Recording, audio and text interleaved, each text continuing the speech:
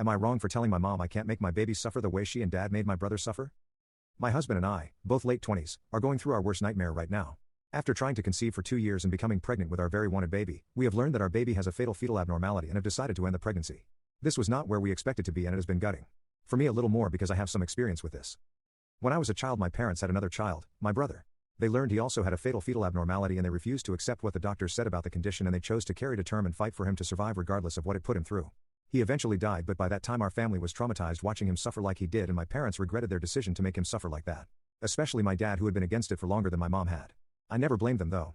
I know originally they were given hope that children with my brother's condition didn't suffer badly even if they did survive for a year or two after birth. But my brother's condition was far worse than was typical and they just wanted to believe he'd be okay. But he wasn't. I still remember how much he suffered and I have carried that with me ever since.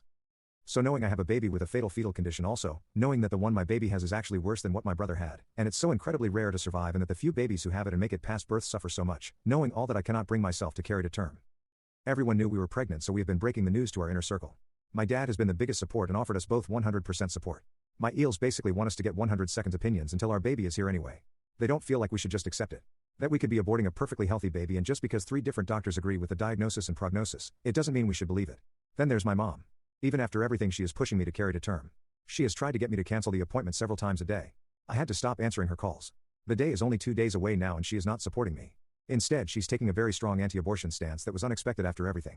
I have tried to explain to her in the nicest way I can manage that we feel it's for the best and this feels the kinder approach for the baby we love desperately and wanted more than we could express.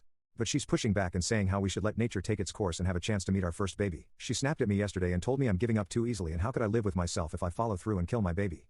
It made me angry and I told her I can't make my baby suffer the way she and dad made my brother suffer. I told her watching him go through that made me swear I would never. That I would be selfless and instead of selfish because I'm not the one who has to live with that kind of pain and suffering. My mom looked like I slapped her and she told me throwing that back in her face was low and my situation did not excuse it. I never wanted to throw it in her face but the truth is that's how things happened and it shaped how I feel about this.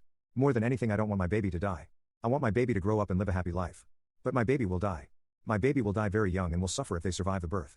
I have done my research. I have talked to parents who went through this with the same condition. I have spoken to the professionals. I know what will happen. But I know what I said to my mom hurt her so much. And I want to know if I'm TA for it.